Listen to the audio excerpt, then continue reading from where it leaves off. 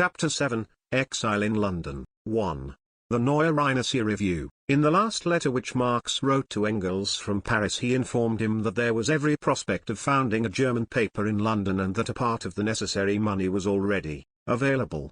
At the same time he asked Engels, who was then living as a political fugitive in Switzerland after the collapse of the insurrection in Baden and the Palatinate, to go London at once.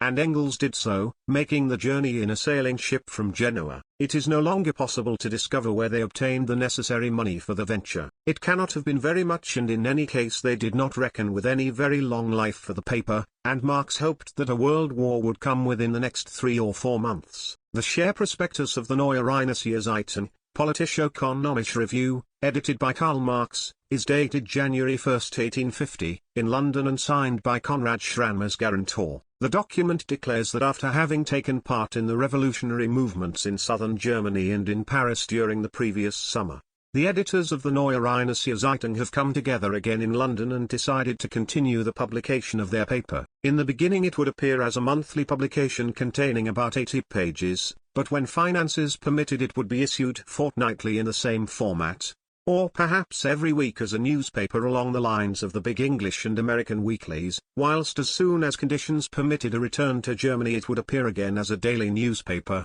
and finally the document invites its readers to take up shares to the value of 50 francs each. It is unlikely that many shares were floated. The magazine was printed in Hamburg, where a bookseller undertook to produce it on a commission basis and demanded 50% of the 25 silver groschen which represented its quarterly net sale price, per copy.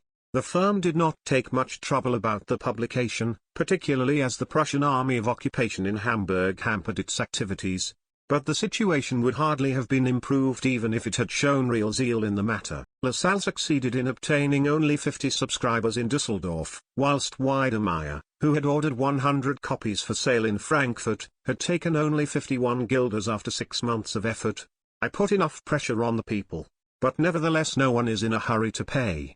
Frau Marx wrote to him with justifiable bitterness that the venture had been utterly ruined by careless management, and that it was impossible to say what or who was most responsible, the dilatoriness of the bookseller, or the manager and friends in Cologne, or the attitude of the democracy. In any case, a certain amount of responsibility attaches to the insufficient editorial preparation of the first number, and Marx and Engels were chiefly responsible for this. The manuscript for the January number arrived in Hamburg on the 6th of February. However, we have every reason to be satisfied that the plan was carried out at all. For a few months further delay and it would have been made completely impossible owing to the rapid ebb of the revolutionary wave. As it is, the 6 numbers of the review provide us with a valuable example of how Marx raised himself above the petty troubles of life which besieged him in a revolting form daily and even hourly, with, to use the words of his wife, all his energy and all the calm, clear and collected strength of his character. In their youth, Marx and Engels, the latter even more so than the former, saw the coming things much nearer than they were in reality.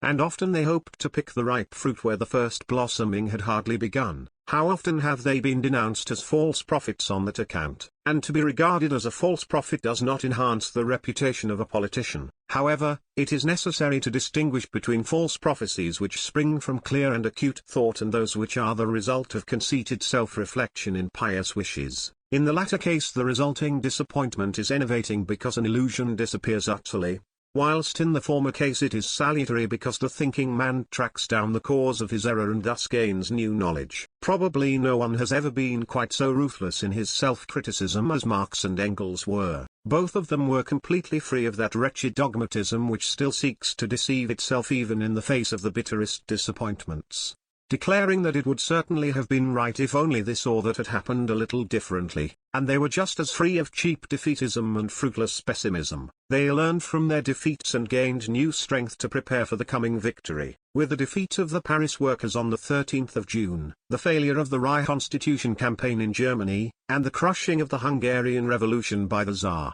a great stage in the revolutionary movement came to an end, and if there was to be any resuscitation of the revolution then it could take place only in France where, despite all that had happened, The last word had not been spoken. Marx held firmly to the hope of such a resuscitation, but that did not stop him from subjecting the previous course of the French Revolution to a ruthless criticism which mocked at all illusions. On the contrary, it impelled him to do so, and in this criticism the chaotic confusion of the revolutionary struggles, which necessarily appeared more or less insoluble to the idealist politician, was examined from the standpoint of the economic antagonisms which collided in them. This criticism was published in the first 3 numbers of the review, and in it Marx often succeeds in unraveling the most complicated questions of the day with a few epigrammatical sentences. How many words had been expended on the right to work by the most prominent representatives of the bourgeoisie and even by the doctrinaire socialists? And how completely Marx summed up the historic sense and nonsense of this slogan in a few sentences. The first draft of the Constitution drawn up before the June days contained a demand for the right to work as the first clumsy formulation of the revolutionary desires of the proletariat. Later it was transformed into the right to public support, and what modern state does not support its paupers in one form or the other. From the bourgeois point of view, the right to work is nonsense, a pitiful and pious wish, but behind the right to work stands the power over capital. And behind the power over capital stands the appropriation of the means of production and their subordination to the organized working class, that is to say, the abolition of wage labor and capital and of their mutual relations. Marx first recognized the class struggle as the motive power of historical development on the basis of French history, in which the class struggle has shown itself in a particularly clear and classic form from the days of the Middle Ages, and this explains his particular preference for French history. This dissertation and the later one on the Bonapartist coup d'état, and the still later one on the Paris Commune are the most brilliant gems in the crown of his minor historical works. The first 3 numbers of the review also contained an amusing contrast to this, but it was one not without its own tragic upshot. It was the sketch of a petty bourgeois revolution which Engels drew in his description of the Reconstitution campaign in Germany. The reviews of the month, which were drawn up by Marx and Engels jointly, dealt chiefly with the course of economic events. In the February number they referred to the discovery of the Californian gold fields as a fact of even greater importance than the February Revolution, and one which would have even greater and more far-reaching results than the discovery of America. A coastal stretch of 30 degrees latitude, one of the most beautiful and fertile areas in the world, and practically unpopulated up to the present, is now turning before our eyes into a rich and civilized country thickly populated with men of all races, from the Yankee to the Chinese, the Negro to the Indian and the Malayan, the Creole and Mestizo to the European. Californian gold is pouring in streams over America and over the Asiatic coasts of the Pacific, sweeping the unwilling barbarian peoples into the orbit of world trade, into the province of civilization. For the second time world trade is receiving a new alignment, thanks to the gold of California and to the tireless energy of the Yankees.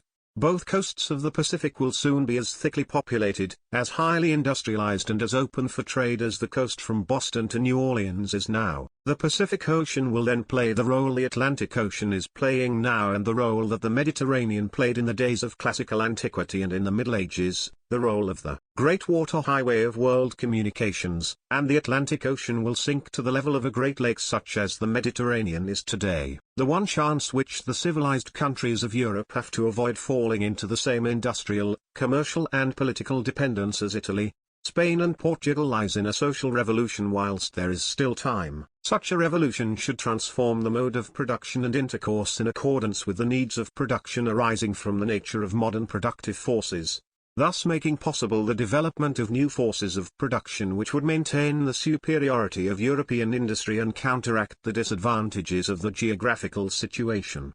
All that needed to be added to this magnificent perspective, as its authors were soon to discover, was that the chances of any immediate revolution founded on the discovery of the Californian gold fields.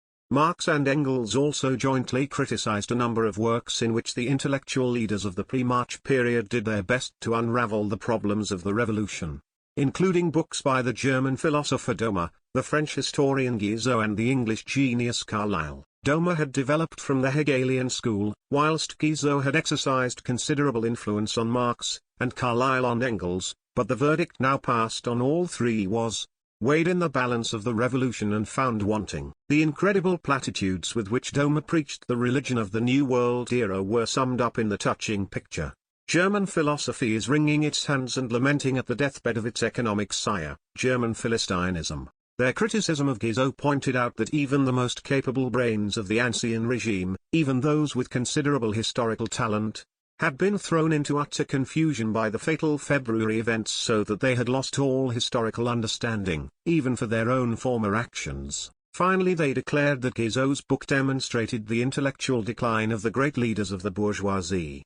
Whilst a few pamphlets of Carlyle showed the decline of literary genius in face of the acute historic struggles on which it sought to exercise its misunderstood, direct and prophetic inspirations, although in these brilliant criticisms Marx and Engels demonstrated the disastrous effects of the revolutionary struggles on the bourgeois literary lights of the pre-March period, they were very far from believing in any mystical power of the revolution, which on various occasions they have been accused of doing. The revolution had not created the picture which shocked Omer, Guizot and Carlyle, it had done no more than tear away the curtain which had concealed it. Historical development did not alter its course during revolutions, but merely accelerated its progress. And in this sense Marx once called revolutions the locomotives of history. The stupid Philistine belief that peaceful and legal reform is superior to all revolutionary outbreaks was naturally never shared by men like Marx and Engels, who regarded force as an economic power, as the midwife of all new societies.